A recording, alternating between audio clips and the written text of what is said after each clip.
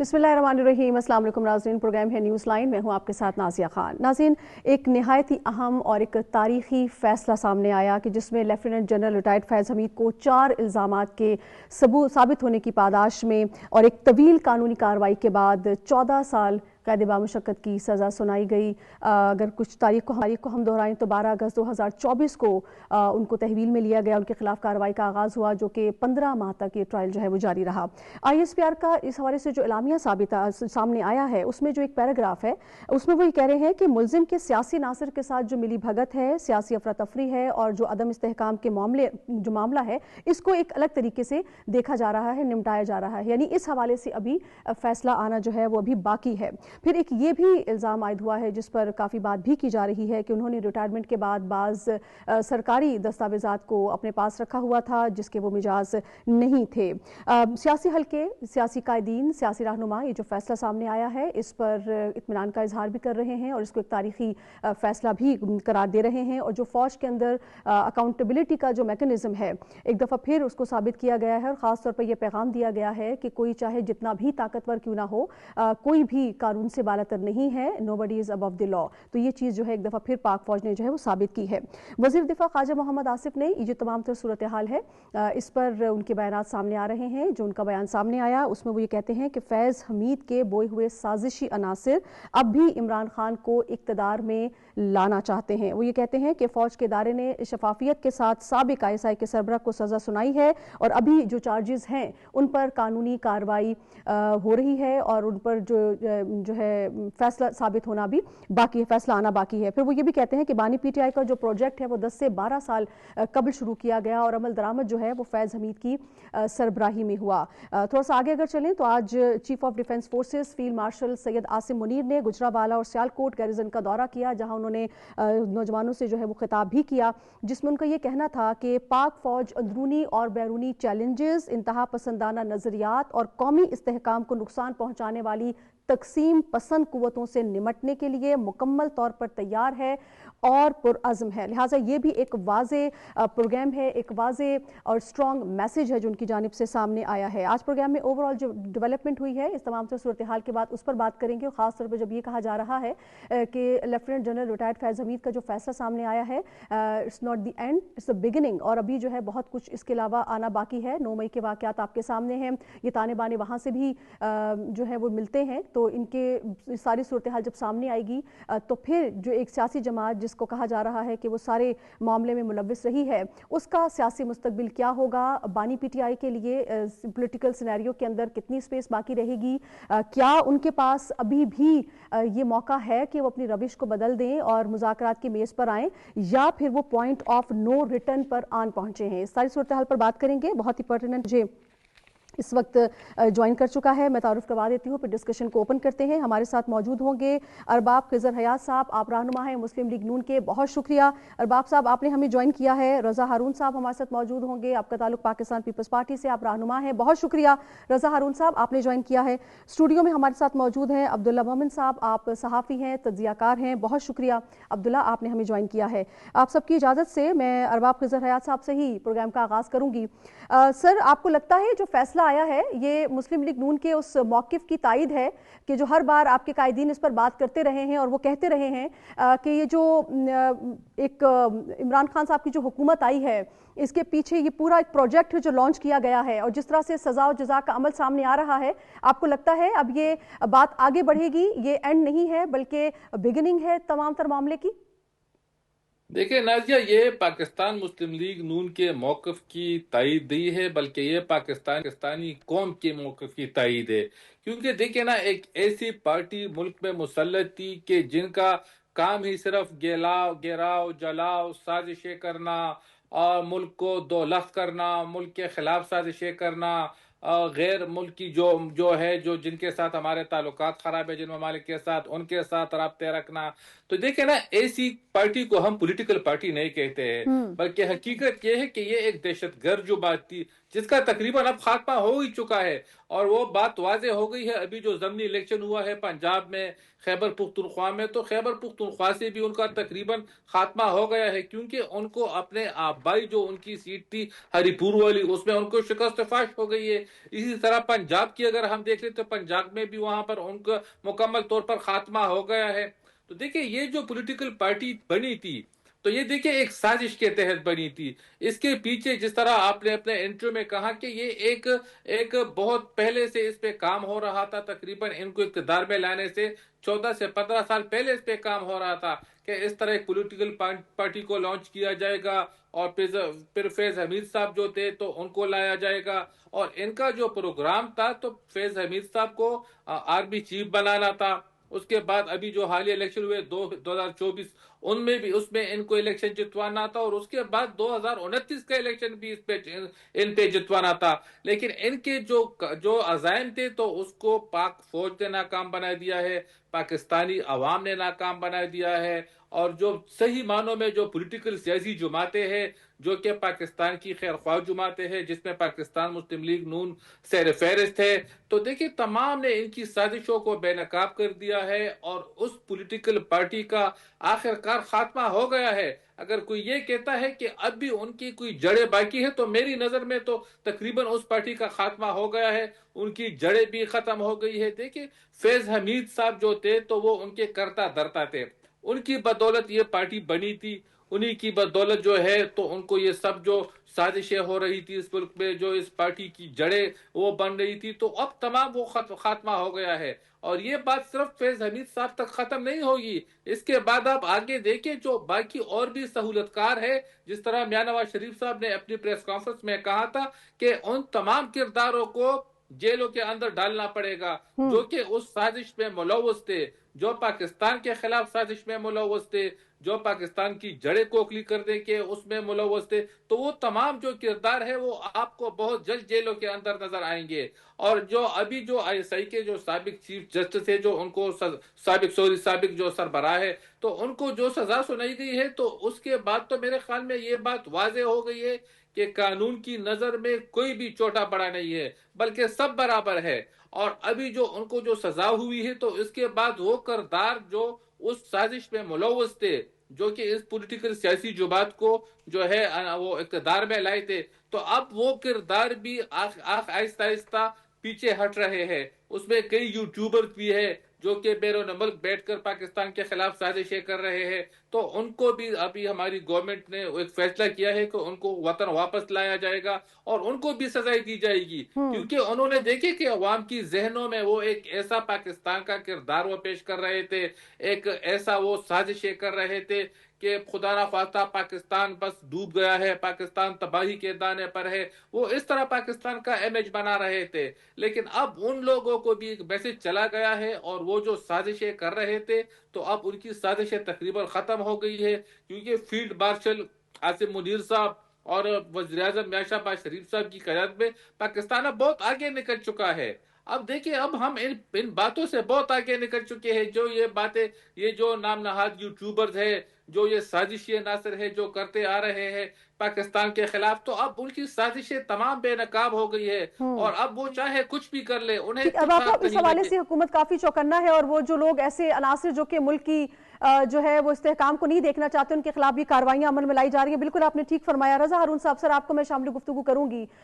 Peoples party کا موقف اس پہ آیا، بلاول بھٹو زرداری صاحب نے اس کو ایک تاریخی فیصلہ قرار دیا۔ آپ کی جماعت اس کو کیسے دیکھتی ہے؟ آپ کو لگتا ہے کہ یہ جو ابھی ایک فیصلہ سامنے آیا ہے، اس سے مزید پنڈورا باکس کھلیں گے، اور یہ تانے بانے جب ہم 9 مئی کی بات کرتے ہیں، سیاسی جماعت کے فائدہ اٹھانے کی بات کرتے ہیں، تو یقینی طور پہ کوئی اور نہیں پی ٹی آئی کا نام اس میں آتا ہے، تو یہ روابط کیسے بنے، سیاسی کندھا کیسے استعمال کیا گیا، یہ سارے معاملات کیسے ہوئے، یہ سب اب کھل کے سامنے آنے والا ہے؟ میں سمجھتا ہوں کہ فیض حمید صاحب کا جو مقدمہ ہے غالباً شاید 15 مہینے جی جی چلا ہے، جو ہم خبروں میں سن رہے ہیں۔ لازمی بات ہے اس میں آرگیومنٹس ہوئے ہوں گے، کانٹر آرگیومنٹس ہوئے ہوں گے، الزامات لگے ہوں گے، اس کے جواب دیے گئے ہوں گے۔ ہمارے سامنے وہ تفصیل موجود نہیں ہے، لیکن جو آئی ایس پی آر کی پریس ریلیز آئی ہے اس میں یہ حوالہ دیا گیا ہے سیاسی روابط کا اور اختیارات کے ناجائز استعمال کا۔ اب اگر آپ پچھلے کوئی 3-4 سال میں ایسے واقعات دیکھیں کہ کہاں یہ ہمدردی تھی اور کیسے تمام چیزیں چلائی جا رہی تھی، وہ بے شک 9 مئی کا واقعہ ہو یا اس سے پہلے جو اپوائنٹمنٹ کے وقت تمام چیزیں ہو رہی تھی، تو آپ سیفلی ایک تجزیہ انالیسس کر سکتے ہیں کہ اشارہ اسی جانب ہے. لیکن چونکہ ہمارے سامنے تفصیل نہیں ہے اور حساس معاملہ ہے، حساس نوعیت کا معاملہ ہے، ادارے کے پاس ہے، ادارہ اس کو ڈیل کر رہا ہے، تو ہم اس سے پریڈکشنز نہیں کر سکتے، فور کاسٹ نہیں کر سکتے. امید رکھ سکتے ہیں کہ جو چیزیں ہوئی ہیں ماضی میں، جو غلطیاں ہوئی ہیں، وہ سیاسی سپورٹ ہوئی ہے یا کہیں اختیارات کو استعمال کر کے کوئی نقصان دہ ایکٹیویٹی ہوئی ہے، تو وہ ایکسپوز ہونی چاہیے اور اس سے عوام کو آگاہی ہونی چاہیے. لیکن معتاد طریقہ یہی ہے کہ جب تک وہ ہو نہیں جاتی ہم کیسے الزام دے سکتے ہیں اور ہم کیسے بات کر سکتے ہیں. تو اچھے کی امید رکھیں. مجھے تو لگتا ہے کہ جو اس مقدمے میں فیصلے میں دیر ہوئی ہے، وہ دیر بھی اسی لیے ہوئی ہے کہ جو 9 مئی کا مقدمہ ہے، یہ میرا خیال ہے جو 9 مئی کا مقدمہ بننا ہے، اس میں جو ثبوت و شواہد یا بیانات یا کوئی کنفیشن آنا ہوگا تو وہ پھر مضبوط ہو جاتے ہیں مقدمات. تو یہ بہرحال ایک خیال ہے لوگوں کا کہ 9 مئی کے مقدمے کو شاید غالباً اس فیصلے کے بعد اس کو مضبوط بنانے میں مدد ملے گی، اور پھر 9 مئی کے مقدمے میں جو لوگ ملوث ہیں ان کو کیفر کردار تک پہنچانے میں، قانون کے کٹہرے میں کھڑا کرنے میں آسانی ہوگی. تو یہ تو ایک تجزیہ ہے جو ہم کر سکتے ہیں. باقی جب تک معلومات نہیں آ جاتی ہیں، اسپیکولیشن میں سمجھتا ہوں اس پہ نہیں کرنی چاہیے. بالکل ٹھیک. اچھا عبداللہ، یہ جو لاسٹ پیراگراف ہے آئی ایس پی آر کا جو اعلامیہ سامنے آیا، جس میں وہ کہتے ہیں کہ ملزم کے سیاسی عناصر کے ساتھ جو ملی بھگت ہے، سیاسی افراتفری ہے اور عدم استحکام کے معاملے کو الگ سے دیکھا جا رہا ہے، یعنی کہ اس پر فیصلہ ابھی آنا باقی ہے، اس پیراگراف سے کیا مطلب لیا جائے؟ دیکھیے، ایک تو جو 4 الزامات تھے اس کے خلاف، جنرل فیض کے خلاف، جس میں ایک کنور معیز خان کا الزام تھا، جس پہ سپریم کورٹ نے کہا، جو جنرل فیض کے کہنے پہ ایک ریڈ ہوئی تھی اور پھر سپریم کورٹ میں انہوں نے کنور معیز نے جو ٹاپ سٹی کے مالک تھے انہوں نے کہہ دیا کہ پھر سپریم کورٹ نے اپنے فیصلے میں کہا کہ اگر کنور معیز خان کی جو ایلیگیشن ہے ان کو اگر سیریسلی نہیں لیا گیا تو یہ اس ادارے کے اوپر ایک بڑا سوال ہوگا. پھر اسی کو بھی بنیاد بنا کر جنرل فیض کو 12 اگست 2024 کو گرفتار کیا گیا. تو 4 الزامات تھے جو ان پہ ثابت ہوئے، اور اس کے بعد جو سیاسی عناصر کے ساتھ روابط ہیں تو ابھی اس کا الگ سے ٹرائل ہوگا. ایک تو یہ کہ ابھی تک ہمارے پاس تحریری فیصلہ نہیں ہے، جس طرح اس کے وکیل میاں اشفاق نے کہا ہے کہ جب تحریری فیصلہ آئے گا تو پھر وہ مزید اپنا قانونی پیش رفت جو ہے وہ کریں گے. تو اس حوالے سے تو ہمارے پاس نہیں ہے. لیکن 2-3 چیزیں ایسی ہے کہ 2022 میں بھی یہ تو ریپورٹڈلی بہت سارے لوگ اس کو انڈورس کرتے ہیں کہ جنرل فیض صاحب جو ہے وہ باقی جو دوڑ میں شامل 5 لوگ تھے آرمی چیف بننے کے لیے فیلڈ مارشل عاصم منیر سے پہلے، تو انہوں نے جنرل باجوہ کو ایک پیغام دیا کہ اگر کوئی آرمی چیف بنے گا تو وہ ہم سے بنے گا. جنرل باجوہ صاحب یہی پیغام جو ہے اس وقت شہباز شریف صاحب کے پاس لے کے گئے تھے، تو انہوں نے انکار کیا. جنرل باجوہ نے کہا کہ ہمارے لوگ جو ہے وہ کو کر دیں گے. لیکن بعد میں کچھ حکومت نے کوئی چیزیں کی تو وہ جو منصوبہ تھا وہ نہیں، وہ موجودہ فیلڈ مارشل جو ہے وہ بن گئے. فیض صاحب کو سزا ہوئی 14 سال قید مشقت کی. جنرل اکبر خان صاحب ہوا کرتے تھے نازیہ کے، وہ راولپنڈی سازش کیس میں ان کو سزا ہوئی اور ان پر یہ الزام تھا کہ انہوں نے راولپنڈی سازش کیس میں مرکزی ملزم تھے. لیکن وہ 1973 میں پھر بھٹو صاحب کے مشیر بن گئے جنرل اکبر خان. تو پاکستان کی سیاست میں کچھ بھی ہو سکتا ہے. جس طرح آئی ایس پی آر کے اعلامیے میں لکھا گیا ہے کہ جنرل فیض صاحب کا جو ٹرائل تھا ان کو فیئر ٹرائل کا حق دیا گیا ہے، وکلاء کو بھی حق دے، انہوں نے اپنا ٹرائل میں حصہ لیا، ان کو اپنی مرضی کے وکیل دیے گئے، اور اس کے علاوہ انہوں نے جو ایک آپشن رکھا ہے ابھی ان کے پاس اپیل کا حق تو ہے، ان کے پاس اپیل کا حق ہے. لیکن اس میں 2-3 چیزیں. پہلے اپیل تو یہ کہ میں نے کل جب اس کی پروسیجر پڑھ رہا تھا تو پہلے وہ اپیل جو ہے وہ آرمی چیف کو بھی کریں گے پہلے کہ ان کی سزا کا جو ہے اثر نو جائزہ لیا جائے. پھر اس کے علاوہ ہائی کورٹ اور سپریم کورٹ کا جو ہے وہ آپشن ہے. لیکن ظاہر سی بات ہے کہ 9 مئی میں جو پلان ہوا تھا، جو منصوبہ بندی تھی، اس کے مطابق چیزیں نہیں ہوئی. تو یہ ان پر یہ الزام ہے فیض صاحب کے اوپر کہ وہ نہ صرف ڈیٹا لیکس میں ملوث تھے، جو نادرا کے کچھ افسران کے ساتھ جو ہے مل کر انہوں نے موجودہ فیلڈ مارشل کا ڈیٹا نادرا سے لیک کیا تھا. اس پر نادرا میں تحقیقات تو ہوئی لیکن ابھی تک اس پہ کوئی پیش رفت ہمیں سامنے نہیں آئی. تو اس پر یہ الزام ہے. اور جو 9 مئی کا ہے ان کی تحقیقات ہوگی جنرل فیض صاحب کے حوالے سے. تو اگر اس پہ یہ الزام جو ہے وہ ثابت ہوتا ہے کہ 9 مئی کو جو ملٹری تنصیبات پہ اور سرکاری تنصیبات پہ حملے ہوئے، اور اگر یہ الزام اس پہ ثابت ہو جاتا ہے تو پھر میرے خیال میں جو 14 سال کی سزا ہے ان 4 الزامات کی بنیاد پہ، تو یہ سزا اس سے زیادہ سنجیدہ ہوگی، جو سیاسی عناصر کے ساتھ ملی بھگت اور اگر یہ روابط جو ہیں وہ اسٹیبلش ہو جاتے ہیں اور ثبوتوں کی بنیاد پہ چیز سامنے آتی ہے، تو کیا اس صورتحال میں ازمپشن ہی ہم بات کر رہے ہیں کہ بانی پی ٹی آئی کا بھی ٹرائل جو ہے وہ فوجی عدالتوں میں ہو سکتا ہے یا انہی ہماری عدالتوں میں ہوگا؟ میرے خیال میں کہ جس طرح کی فضا بن رہی ہے اور جس طرح کی صورتحال ہے، ایک تو یہ کہ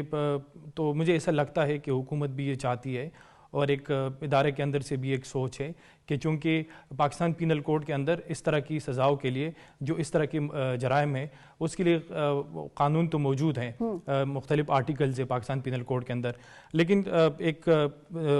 فاصلہ ہے جو ملٹری لیڈرشپ پہ وہ پاکستان کی عدالتوں پہ وہ اتنا اعتبار نہیں کرتی، اور انہیں ماضی میں بھی کئی بارہا اس کا اظہار کیا ہے کہ یہاں پہ ٹرائل جو ہے وہ سستروی کا شکار ہے۔ تو اگر ہم دیکھیں کہ جو 9 مئی میں لوگ ملوث تھے،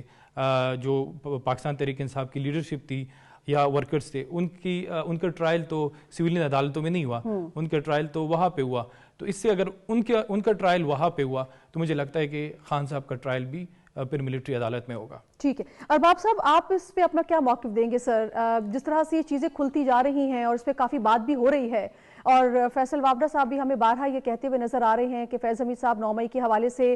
شواہد بھی دیں گے اور گواہی بھی دیں گے، تو کیا ہم یہ کہہ سکتے ہیں کہ آنے والے وقت میں بانی پی ٹی آئی کے لیے زیادہ مشکلات بڑھ جائیں گی؟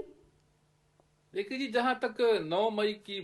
تعلق ہے تو دیکھیے وہ تو واضح ہے، اس پہ تو کوئی دوسری رائے ہے ہی نہیں۔ ہمیں اچھی طرح سے یاد ہے کہ جب 9 مئی ہوا تھا تو اس کی رات کو ہی جو ہے تو جو پی ٹی آئی کے جو قائدین تھے، جو ان کے سرکردہ کرتا دھرتا تھے، تو ان تمام لوگوں نے اپنی جو سوشل میڈیا اکاؤنٹ سے اس پر باقاعدہ پوسٹیں لگائی تھی، اپنی ویڈیوز باقاعدہ شیئر کی تھی اور بڑے فخر سے کہہ رہے تھے کہ ہم نے قلعہ بیل حصار پہ حملہ کر دیا ہے، ہم نے ریڈیو پاکستان پشاور کو جلا دیا ہے، ہم نے جو ہمارے وہ جو کیپٹن شیر خان تھے تو ان کے جو مجسمے تھے ان کو گرا دیا ہے، ہم نے کور کمانڈر ہاؤس پہ حملہ کر دیا ہے۔ تو دیکھیں باقی تمام جو تھے تو وہ ویڈیوز سوشل میڈیا پر میرے خیال میں اب بھی موجود ہوں گے۔ اگر کچھ لوگوں نے ڈر اور خوف کی وجہ سے ڈیلیٹ کیے ہوں گے تو وہ الگ بات ہے، لیکن تمام دیکھیں وہ ریکارڈ موجود ہے۔ تو اس کے بعد تو دیکھیں نا تو کوئی وہ ہے ہی نہیں کہ یہ لوگ کہتے ہیں کہ ہم 9 مئی میں ملوث نہیں تھے۔ اور جس طرح آپ نے کہا تو یہ ایک فیکٹ بھی ہے، جس طرح ہمارے رضا بھائی نے کہا، تو دیکھیں یہ جو فیض حمید صاحب تھے تو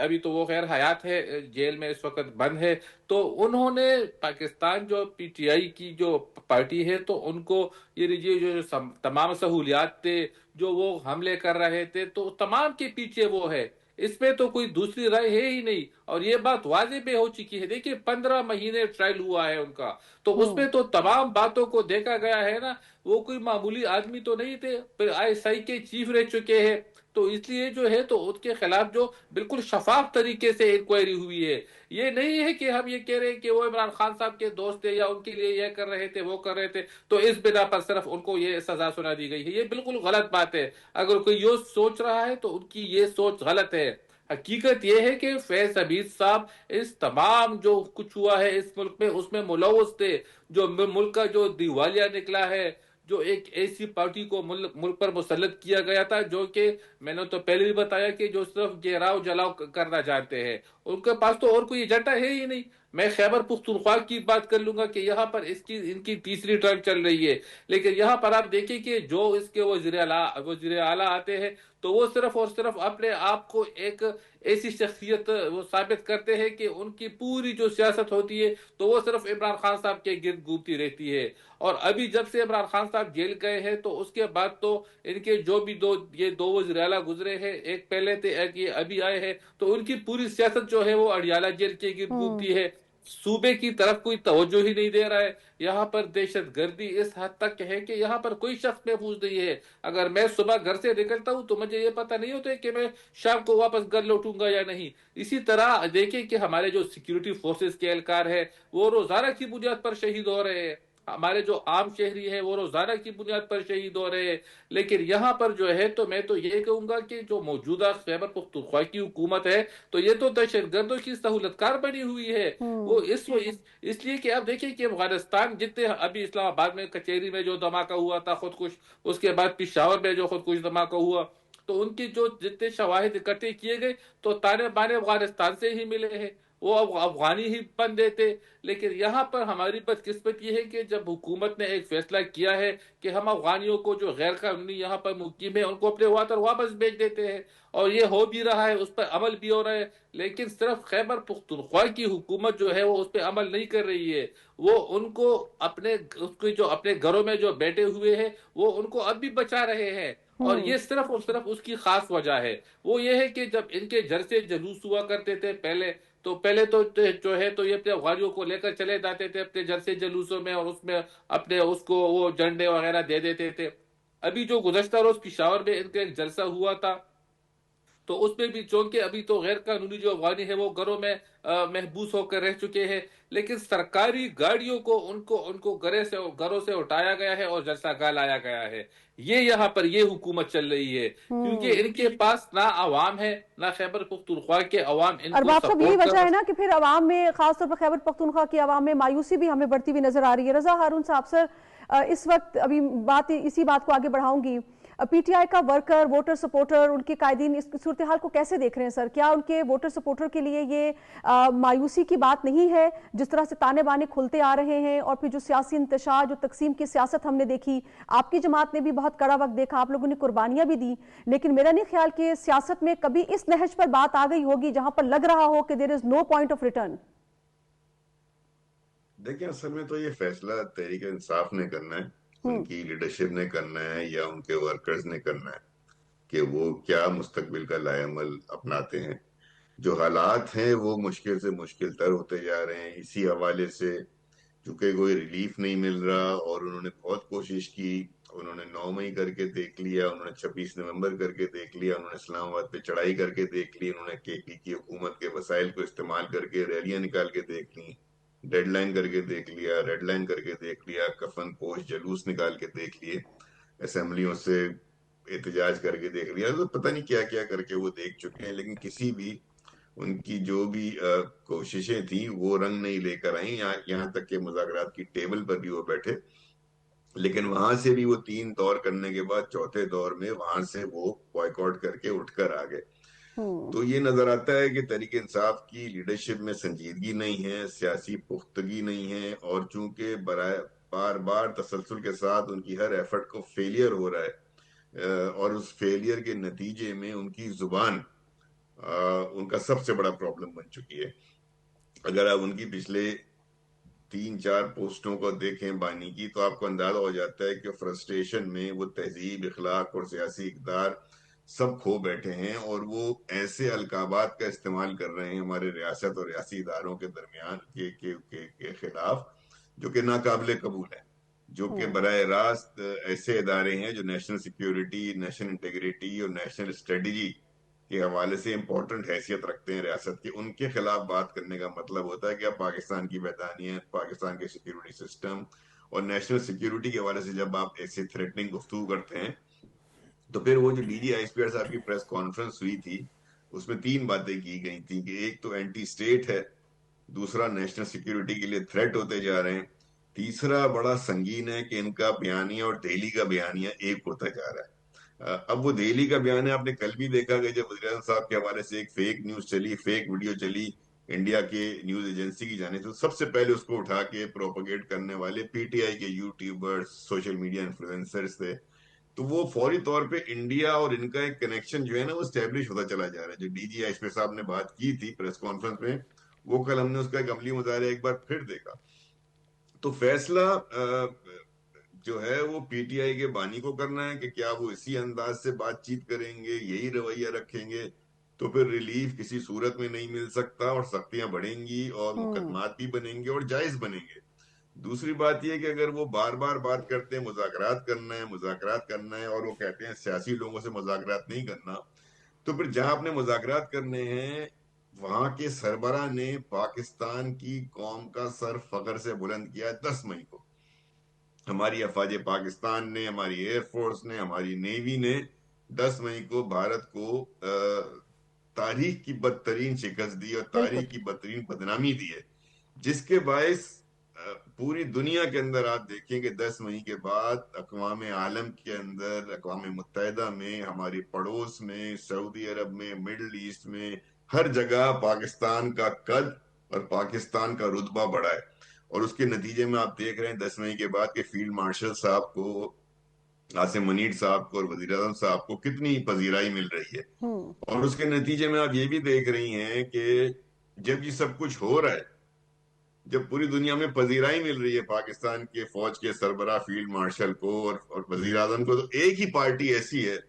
جو بیرون ملک جب دورے پہ جا رہے ہیں فیلڈ مارشل صاحب تو برطانیہ اور امریکہ میں مظاہرے کر رہے ہیں. پریزیڈنٹ ٹرمپ اپنے پاس لنچ کے لیے بلا رہے ہیں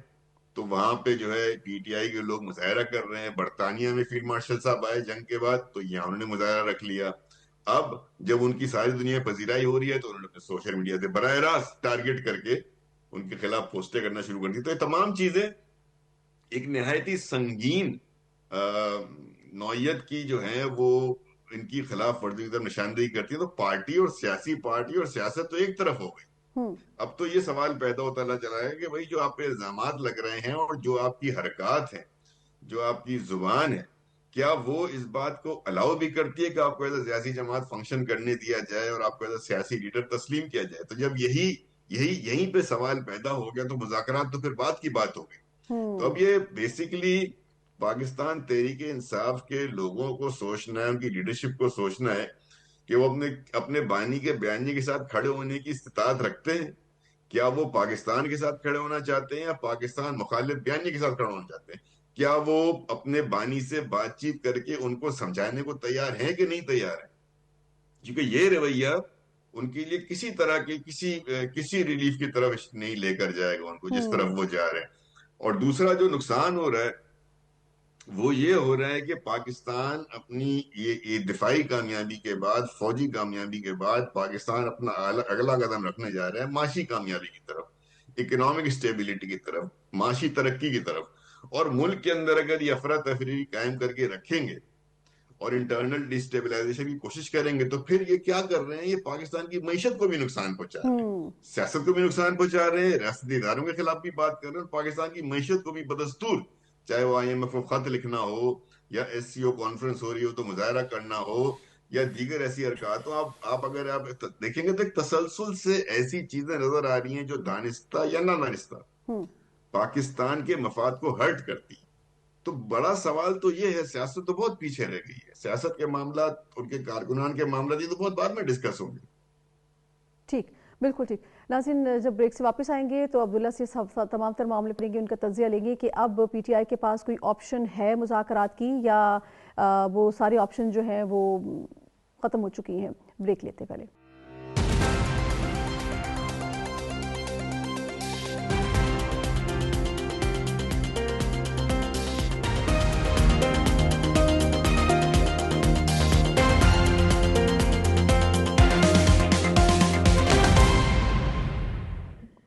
ویلکم بیک جناب. اچھا عبداللہ، ہم ساری صورتحال پہ جو بات کر رہے ہیں، ایک چیز جو سامنے ہمیں نظر آ رہی ہے وہ یہ ہے کہ پی ٹی آئی کی جو قیادت ہے وہ ہمیں بانی پی ٹی آئی کا جو موقف ہے اسے ہمیں ڈیٹیچ نظر آ رہی ہے، اس پہ کافی بات ہو رہی ہے. مثال کے طور پہ ان کے جو ٹویٹ ہے ان کو پھر بھی ری ٹویٹ کر دیا جاتا تھا، لیکن اب ہم دیکھ رہے ہیں کہ ان کی ٹویٹس تک کو ری ٹویٹ نہیں کیا جاتا. کیا ہم یہ کہہ سکتے ہیں کہ جو موجودہ قیادت ہے وہ ان کا جو ہارڈ کور ایک سٹانس ہے یا جو ایک سخت جو ان کا لہجہ ہے اس کو مزید اون نہیں کر سکتے کیونکہ آلریڈی ان کی پارٹی کو کافی نقصان ہو گیا؟ دیکھیے، پاکستان تحریک انصاف کا المیہ یہ ہے کہ ان کی سیاست کا فیصلہ ان کی سوشل میڈیا کرتی ہے، اور سوشل میڈیا جو ہے وہ ایکچوئل اسٹیبلشمنٹ ہے پاکستان تحریک انصاف کا. اس میں یہ کہ بہت سارے لوگ پاکستان تحریک انصاف کے، کیونکہ میں پاکستان تحریک انصاف کے پالیٹکس کو 5 سال سے کور کر رہا ہوں، تو پاکستان تحریک انصاف کے بہت سارے لوگ ہیں انکلوڈنگ بیرسٹر گوہر، اور جو ہمارے ساتھ آف دی ریکارڈ ان کی ملاقاتیں ہوتی ہے تو ان کا موقف یہ رہتا ہے کہ ہمیں بیچ کا کوئی مصلحت کا راستہ نکالنا چاہیے. اور آپ نے ثناء اللہ مستخیل صاحب کو دیکھا جب وہ انڈیو ورکشاپ میں تھے تو زرداری صاحب سے انہوں نے سوال کیا. زرداری صاحب وہاں پہ مہمان تھے، انہوں نے کہا کہ آپ مصلحت کے بادشاہ ہیں تو آپ مصلحت کا راستہ کیوں نہیں نکالتے؟ چونکہ عمران خان صاحب جیل میں، سیاست میں شائستگی نہیں ہے، تناؤ ہے. تو اس طرح پاکستان تحریک انصاف کے اندر بہت سارے لوگ ہیں جو چاہتے ہیں کہ یہ پوائنٹ آف ریٹرن ہو اور معاملات جو ہے وہ سیٹل ہو، لیکن یہ کہ وہاں پر کوئی بھی بات ہوتی ہے. اب گنڈاپور صاحب کی کرسی کیوں گئی؟ کیا اس پہ گئی ہے کہ وہ ڈیلیور نہیں کر رہا تھا، وہ لوگ ان کے منصوبے نہیں تھے؟ نہیں، اس پہ تو نہیں گئی. وہ اس پہ گئی ہے کہ وہ بانی پی ٹی آئی کی رہائی کے لیے کوئی تحریک نہیں چلا رہے. سہیل افریدی کے پاس ماضی میں کیا تجربہ تھا؟ سہیل افریدی کو بھی اس لیے لایا گیا کہ نوجوان ہے, تھوڑا پرجوش ہے, پشتون ہے, تو وہ ایک تحریک جو ہے وہ جو ہے نکالے گا اور وہ بانی پی ٹی آئی کو رہائی دلائے گا. یہی بوجھ ہے کہ ان پہ بھی یہی بوجھ ہے, اور شاید 6 مہینے بعد ان کی کرسی بھی چلی جائے, کیونکہ ابھی تک تو کوئی واضح لائمل نظر نہیں آتی. ہم جب خیبر پختونخوا ہاؤس میں ان سے ملے تو ہم نے بارہا اس سے پوچھا کہ آپ کے پاس پلین کیا ہے, تو انہوں نے کہا کہ کچھ کارڈ میں نے اپنے سینے سے لگائے رکھے, لیکن مجھے ایسا لگ رہا تھا کہ کچھ نہیں ہے. لیکن جس طرح اگر بیرسٹر گوہر یا اسد قیصر جو ہے یا کوئی اور جو ان کے پاکستان تحریک انصاف کے سینئر لیڈران ہیں وہ یہ بات کرتے ہیں کہ ہم نے مصلحت کا راستہ نکالنے. اب دیکھیں نواز شریف صاحب چلے گئے لنڈن, واپس آئے, یہ تو نہیں تھا کہ باہر سے کوئی جیل پہ حملہ ہوا, انہوں نے جو بھی کیا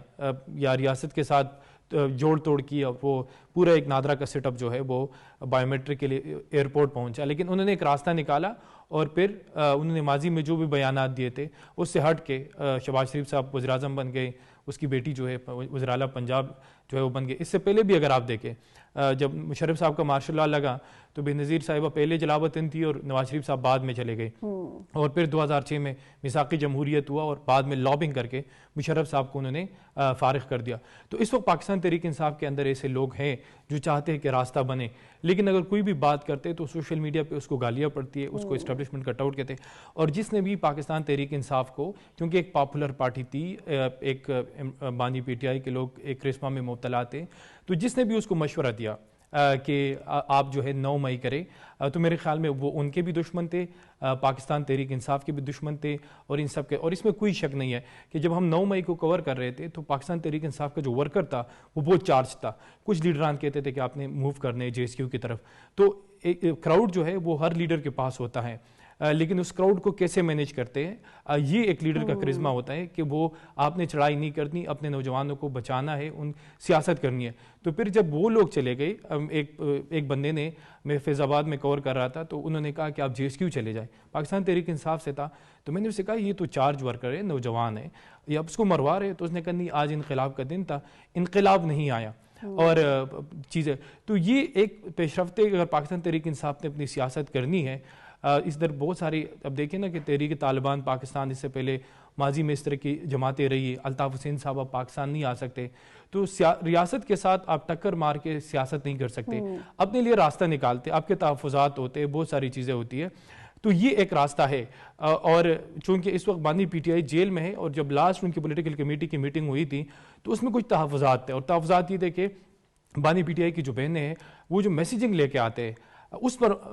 تحفظات تھے, اور انہوں نے کہا کہ علی ظفر صاحب کی سربراہی میں ایک نئی کمیٹی بنے گی جو بانی پی ٹی آئی سے ملاقاتیں کرے, کیونکہ ان کا موقف تھا کہ جو بھی چیز سامنے آتی ہے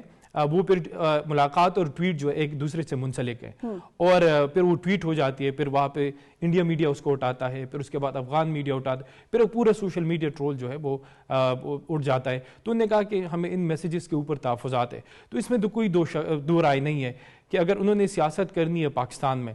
تو سیاست اگر پاکستان میں کرنی ہے تو پھر انہوں نے ایک مصلحت کا راستہ اپنانا ہوگا. لیکن اس میں سب سے بڑی چیز یہ ہے کہ جس طرح جنرل فیض صاحب کی بات ہوئی, دیکھیے ایک تو یہ کہ 9 مئی کے حوالے سے ان پہ شکوک و شبہات ہے, اس لیے کہ وہ ٹرائل ابھی تک ہوا نہیں ہے, ہمارے پاس کوئی ڈاکومنٹڈ ثبوت نہیں ہے. دوسرا یہ کہ جو ہمارے ضرب عضب کے بعد ہماری سیکورٹی فورسز نے جانوں کی قربانیاں دے کر ان کو پش بیک کیا تھا ٹورڈز افغانستان, اور وہ لوگ واپس کیسے آئے. کیا اگر یہ صرف جنرل فیض تک محدود ہوگا تو میرے خیال میں ایک تاثر اٹھے گا کہ شاید یہ اس کو ٹارگٹ کرنا ہے. اب اگر وہ ٹی ٹی پی کو انہوں نے پوری جو فائٹرز تھے ان کو افغانستان سے پاکستان منتقل کیا 7 سے 8 ہزار, کیا وہ جنرل فیض کا ذاتی فیصلہ تھا یا انسٹیٹیوشن کا فیصلہ تھا؟ کیا جنرل فیض اتنے طاقتور تھے کہ انہوں نے اکیلے 9 مئی کی سہولت کاری کی, یا اکیلے 7 سے 8 ہزار فائٹر جو ہے وہ لے آئے؟ تو اگر صرف یہ بات جنرل فیض پہ رکے گی تو میرے خیال میں اس سے تاثر اچھا نہیں جائے گا, کیونکہ جنرل باجوہ صاحب نے کہا تھا 2021 میں کہ ہم سیاست میں ملوث تھے, جس سے ادارے کو, جو فوج کا ادارہ ہے اس سے نقصان ہوا, تو ہم جو ہے اب سیاست میں مزید ملوث نہیں ہوں گے. تو میرے خیال میں اگر اس ادارے کو مضبوط کرنا, ایک اچھا تاثر دینا ہے کہ ریاست کا ادارہ سیاست میں ملوث نہیں ہوگا, تو پھر جنرل فیض کے جو سہولتکار تھے اس کو بھی کٹیرے میں لانا ہوگا, چاہے وہ سیاسی ہے, عسکری ہے یا کوئی اور ہے، کیونکہ مجھے نہیں لگتا کہ جنرل فیض نے انڈیویجولی ذاتی حیثیت میں 7 سے 8 ہزار طالبان کو پاکستان منتقل کیا، جس کی قیمت آج ہماری سیکیورٹی فورسز جو ہے وہ ادا کر رہی ہے۔ اب آپ سیکیورٹی رپورٹ نومبر کی پڑھیں، اس میں کہا کہ 10 سے 15 سال بعد سیکیورٹی فورسز کی کیجولیٹیز میں سب سے زیادہ اضافہ ہوا، 15 سال بعد سب سے زیادہ خونریز سال ثابت ہوا ہماری سیکیورٹی فورسز کے لیے، ٹی ٹی پی کے لیے بھی ثابت ہوا، بہت بری طرح ٹی ٹی پی کو بھی مارا ہے، لیکن انہوں نے کہا کہ 80% سویلین کیجولیٹیز میں اضافہ ہوا۔ خودکش حملے جو ہے وہ 10 سال بعد اس پیٹرن سے آ رہے، ایک مہینے میں 5 خودکش حملے ہوئے۔ تو جو یہ صورتحال ہے کہ وہاں پہ جو افغانستان میں رجیم آئے اور ایک صاحب چلے گئے افغانستان میں چائے کا کپ اٹھا کے، کیا اس کے ذاتی فیصلے، اگر ان تمام نقطوں کو نہیں دیکھا جائے گا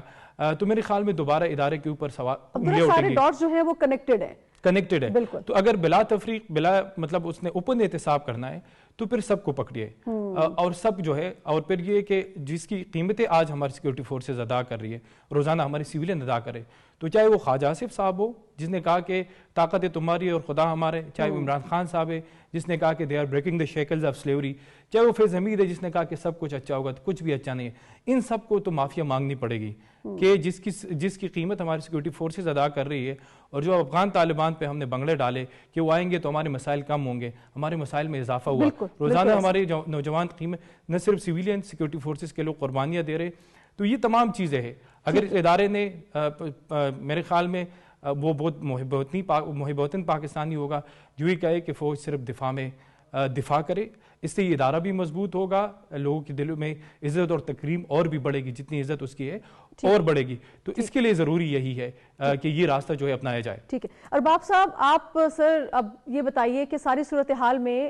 یقینی طور پہ پی ٹی آئی نے جو ریاستی اداروں کو نقصان پہنچانے کی کوشش کی وہ اپنی جگہ، لیکن ان کی اپنی سیاست سے جو خود ان کے وجود کو خطرہ سب سے بڑا لاحق ہوا وہ بھی آپ کے سامنے ہے، چیزیں مزید فردر انفولڈ ہو رہی ہیں، پنڈورا باکس کھل رہا ہے، لیکن پھر بھی یہ سوال کہ کیا حکومت کے پاس ابھی بھی حکومت یہ آپشن دے سکتی ہے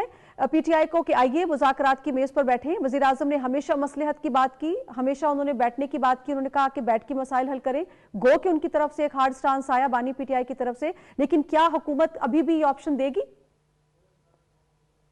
دیکھیں، جہاں تک پی ٹی آئی کے ساتھ مذاکرات کی بات ہے تو جب پی ٹی آئی حکومت میں تھی تب بھی جو ہم اپوزیشن میں تھے اس وقت تو ہم ان کو کہتے تھے کہ آئیں ہمارے ساتھ بیٹھ جائے تاکہ ہم ملک کو آگے کی طرف لے جائے۔ اگر پی ٹی آئی اپوزیشن میں ہوتی ہے تب بھی حکومت جو ہے ان کو دعوت دیتی ہے کہ آئے آپ ہمارے ساتھ بیٹھ جائے تاکہ ہم ملک کو آگے کی طرف لے جائے۔ اور اس وقت جو ہمیں سب سے بڑا چیلنج ہے وہ خیبر پختونخوا اور بلوچستان ہے، جہاں پر ہمیں امن و امان کی صورتحال کو بہتر بنانا ہے اور دہشت گردی کا خاتمہ کرنا ہے۔ لیکن افسوس کہ یہاں پر جو بالخصوص پی ٹی آئی کی جو حکومت ہے خیبر پختونخوا میں، تو یہ کسی صورت ہمارے ساتھ اس وقت بیٹھنے کے لیے تیار تھی ہی نہیں، اور اب بھی جو ان کی باتیں ہیں تو جب ان کو ہم مذاکرات کی دعوت دیتے ہیں تو وہ میں نے تو پہلے بھی کہا کہ ان کی جو شہری سیاست ہے وہ اڈیالہ جیل کے ارد گرد گھومتی رہتی ہے، وہ کہہ رہے کہ ہم اپنے بانی چیئرمین سے پوچھیں گے۔ تو اگر آپ ہر ایک بات کے لیے بانی چیئرمین کے پاس جائیں گے تو وہ کسی 5 اسٹار ہوٹل میں تو نہیں رہ رہے ہیں نا، وہ تو جیل میں سزا کاٹ رہے ہیں۔ یہاں پر وزیر اعلیٰ خیبر پختونخوا جو ہے وہ تو کابینہ بھی تشکیل نہیں دے رہے تھے کہ میں بانی پی ٹی آئی سے پوچھ کر کابینہ بناؤں گا۔ تو یہاں پر جو بیرسٹر گوہر صاحب ان کے جو چیئرمین ہیں تو پھر ان کی نامزدگی کیوں ہوئی؟ پھر جو ان کے سیکرٹری جنرل ہے سلمان اکرم راجہ صاحب تو ان کی نامزدگی کیوں ہوئی؟ پھر کیا یہ لیکن ارباب صاحب سر آپ کو نہیں لگتا کہ اب سچویشن کافی ہٹ کے ہے؟ اب جس طرح سے ہم پہلے بھی بات کر رہے تھے کہ ایسا لگتا ہے جیسے جو سیاسی رہنما ہے پی ٹی آئی کے وہ مزید اب پی ٹی آئی کی جو رہنما ہے عمران خان صاحب ان کی جو ٹویٹس ہیں ان کا بوجھ نہیں اٹھا سکتے ہیں، اور وہ اس بات پہ بھی ہمیں کہتے ہوئے نظر آ رہے ہیں کہ ہم یہ کبھی نہیں چاہتے تھے کہ حالات اس طرف جائیں جہاں پر پوائنٹ آف نو ریٹرن آ جائے۔ تو سین وائسز تو ایگزسٹ کرتی ہے نا سر، تو کیا ان کو اعتماد میں لے کے بات کو آگے بڑھایا جا سکتا ہے؟ کوئی راستہ نکالا جا سکتا ہے مصلحت کا، مفاہمت کا؟ دیکھیں، جہاں تک جو ان کے جو حقیقی معنوں میں جو سیاسی کارکن بھی تھے اور جو سیاست کی الف بے تے بھی سمجھتے ہیں تو وہ لوگ اب بھی چاہتے ہیں کہ مفاہمت ہو جائے، لیکن افسوس کی بات یہ ہے کہ پی ٹی آئی پر کچھ ایسے لوگ مسلط ہیں جو کہ چاہتے ہی نہیں ہیں کہ مذاکرات ہو جائے، یا پی ٹی آئی جو ہے وہ ان کی جو سیاست ہے وہ ایک صحیح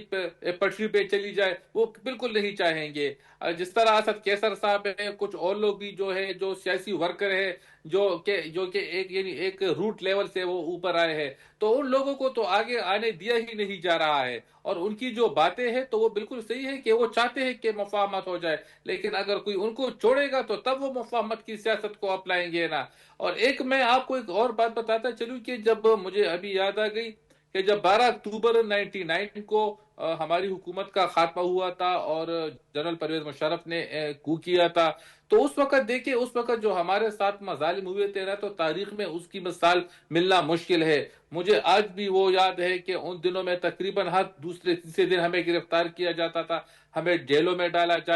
جاتا تھا۔ مجھے خود تقریباً میرے خیال میں 18-19 مرتبہ گرفتار کر کے جیل میں ڈالا گیا تھا، لیکن ہم نے اس وقت بھی پاک فوج کے خلاف اس طرح کی باتیں نہیں کی تھی، نہ ہم نے ریاست کو چیلنج کیا تھا، نہ ہمارا بیانیہ جو تھا تو وہ پاک فوج کے خلاف تھا، کیونکہ وہ ایک فرد واحد نے ایک کام کیا تھا اور ہم اس فرد واحد کو ٹارگٹ کر بھی رہے تھے۔ لیکن آج آپ دیکھیں کہ آج یہاں پر جو ہے تو یہ جو پولیٹیکل جو اپنے آپ کو سیاسی جماعت کہتی ہے، تو یہ تو پوری ریاست کو چیلنج کر رہی ہے، یہ تو پوری پاک فوج کے خلاف جو ہے ان کا بیانیہ وہ چل رہا ہے۔ تو ایسے تو نہیں چلے گا نا کہ یہ لوگ باتیں کریں گے اور ہم تماشا کریں گے، کیونکہ پاکستان سب سے پہلے ہے۔ اگر پاکستان ہوگا تو ہم ہوں گے، ہم سیاست بھی کریں گے، ہماری جو ہے وہ ساری وہ بھی چلتی رہے گی، لیکن اگر خدا نہ خواستہ پاکستان نہیں ہوگا تو پھر ہمارے وجود کا بھی کوئی وہ نہیں ہے کہ ہمارا وجود بھی اس دھرتی پر قائم رہے۔ اس لیے اب بھی ہم انہیں کہتے ہیں کہ آپ آ جائے، آپ اپنی جو سیاست ہے، جو جس قسم کی سیاست آپ کر رہے، آپ ان کو چھوڑ دیں، آپ ملکی سوچیں۔ اگر آپ ملکی سوچیں گے تو دیکھیں اللہ تعالیٰ بھی آپ لوگوں کا ساتھ دے گا۔ اگر آپ پاکستان کے خلاف باتیں کریں گے، اگر آپ ریاست کو چیلنج کریں گے، اگر آپ اس پاک فوج کے خلاف باتیں کریں گے کہ جن کی وجہ سے ہم رات کی نیندیں آرام سے کرتے ہیں اپنے گھروں میں، وہ لوگ بارڈر پہ بیٹھ کر اپنی جانوں کے نذرانے دے رہے ہیں، ان بیچاروں کے بچے یتیم ہو رہے ہیں، ان کی جو ہے تو دیکھیں کیا حال ہو رہا ہے وہاں پہ، کتنے جوان ہمارے آئے روز شہید ہو رہے ہیں، اور یہ لوگ ان کا بیانیہ آپ دیکھیں تو صبح سے لے کر ہم ٹاک شوز میں بھی دیکھتے ہیں، سوشل میڈیا پہ بھی دیکھتے ہیں، اور دیگر جو پلیٹ فارم ہے اس پہ بھی دیکھتے ہیں کہ یہ لوگ صرف اور صرف پاک فوج کو ٹارگٹ کر رہے ہیں۔ کیونکہ جبکہ میں لوگوں کو یہ بتاتا چلوں، اس وقت پوری قوم ہمیں دیکھ رہی سن رہی ہے، کیا اس وقت جو ان کے جو خان صاحب جیل میں بند ہے، کیا پاک فوج نے ان کو بند کیا ہوا ہے جیل کے اندر؟ وہ تو اپنی کرتوتوں کی وجہ سے بند ہے۔ دیکھیں ان درست کو ہے، ایک اللہ تعالیٰ یقینی طور پہ ارباب صاحب ان کو اپنی روش کو، اپنی طرز سیاست کو بدلنا ہوگا، یہی پہلا سٹیپ ہو سکتا ہے، اس کے آگے پھر باقی بات ہوگی۔ رضا ہارون صاحب، سر، پیپلز پارٹی کا ہمیشہ سے موقف رہا ہے کہ آپ لوگ ڈائیلاگ پہ یقین رکھتے ہیں، مفاہمت پہ یقین رکھتے ہیں، اس ساری صورتحال میں جو کہ ٹینس ہوتی جا رہی ہے اس میں آپ کو کوئی راستہ نظر آتا ہے سر، مذاکرات کا، ڈائیلاگ کا؟ ہر حالت میں سیاست میں جو ہے، سیاست میں کیا جنگ ہو رہی ہوتی ہے، جنگ کا خطاب بھی ڈائیلاگ پر ہی ہوتا ہے، تو ڈائیلاگ تو ہر حالت میں ہونے ہیں اور ضروری ہیں، پاکستان کی سیاست کے لیے، پاکستان کی جمہوریت کے لیے ضروری ہیں۔ دیکھیے، پی ٹی آئی کا لیڈرشپ کا فالٹ ہے، بہت کچھ ہے جو میں نے پہلے بھی عرض کیا، لیکن پی ٹی آئی بہرحال ایک سیاسی جماعت بھی ہے، اس کی ایک فالوئنگ بھی ہے، تو اب ایک اتنی بڑی آبادی کو، ایک اتنی بڑی جماعت کو آپ آئسولیٹ بھی نہیں کر سکتے، تو کہیں نہ کہیں پاکستان کے اقتدار میں جو بیٹھے ہوئے ہمارے حکمران ہیں، چاہے وہ مسلم لیگ نون کے دوست ہوں، وزیر اعظم ہوں، یا ہماری پیپلز پارٹی سے زرداری صاحب ہوں، بلاول صاحب ہوں، نواز شریف صاحب ہوں، شہباز شریف صاحب ہوں، یا دیگر جو لیڈران ہیں، کسی نہ کسی پوائنٹ پہ کوئی ایسی ایفرٹ کرنی چاہیے، کوئی انگیجمنٹ ہو جائے، کوئی مذاکرات ہو جائے، کوئی بات چیت ہو جائے، کوئی کسی حل کی طرف نکلے، کیونکہ کسی بھی حکومت کو یہ سوٹ نہیں کرتا کہ وہ معاشی ترقی کے لیے جا رہی ہو، اور معاشی ترقی کے لیے اس نے ایکسیلیٹر پہ پاؤں رکھا ہوا ہو،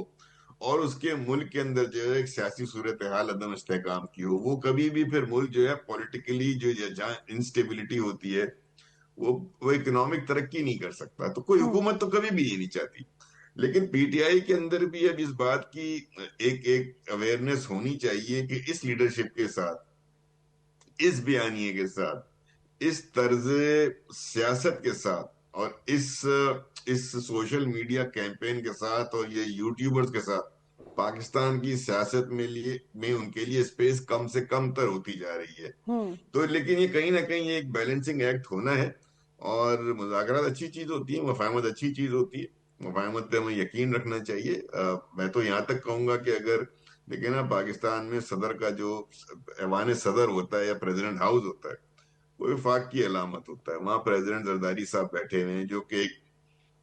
सीनियर तरीन सियासतदान है, सीनियर तरीन टेक्नोक्रेट है सियासतदान के, और बहुत सी चीजें उनके सामने से गुजरी हैं। सियासत के नशेबो फराज जानते हैं, खुद जेल में रहे हैं, सऊबतें बर्दाश्त की हैं, पाकिस्तान खपे का नारा लगाया है। तो उनकी सरबराही में बहैसियत सदर मुलाकातों का आगाज हो सकता है, वहां बैठ के बातचीत हो सकती है और उसको हम आगे लेकर चल सकते हैं। देखिए, ये यही यही चीजें होती हैं। अब इसके अलावा अगर कोई किसी के ख्याल में, जहन में ये है कि वो रियासत से लड़ लेगा, तो रियासत से लड़ तो कोई भी नहीं सकता। किसी के जहन में ये है कि वो कोई जुलूस निकाल के, कोई रैली निकाल के हमलावर होके कोई कब्जा कर लेगा, वो भी नहीं होता। रियासत से तो आप लड़ नहीं सकते, रियासत से तो आप मुकाबला नहीं कर सकते। तो बहरहाल आपको रियासत के साथ डायलॉग करने होते हैं, और रियासत से डायलॉग करने के लिए जो जमहूरी रास्ते हैं, जमहूरी दफातर हैं, वो या वजीर आजम का है जो ऐवान कौमी असम्बली के ऐवान के लीडर हैं, या प्रेसिडेंट हाउस है, या कोई और फोरम जो ये सब मिलकर तय करें। स्पीकर का ऑफिस भी हो सकता है, लेकिन मुज़ाकरात होने चाहिए, मुज़ाकरात जरूरी। ठीक है जी, बहुत शुक्रिया। अभी प्रोग्राम का वक्त भी खत्म हो चुका है। अरबाब खिज़र हयात साहब सर आपका बहुत शुक्रिया, रजा हारून साहब आपका शुक्रिया, अब्दुल्ला मोमिन साहब आपका बहुत शुक्रिया। नाज़रीन, आपने प्रोग्राम देखा, अपने फीडबैक से आगाह कीजिएगा। नाज़िर खान को इजाज़त दीजिए, अल्लाह निगहबान।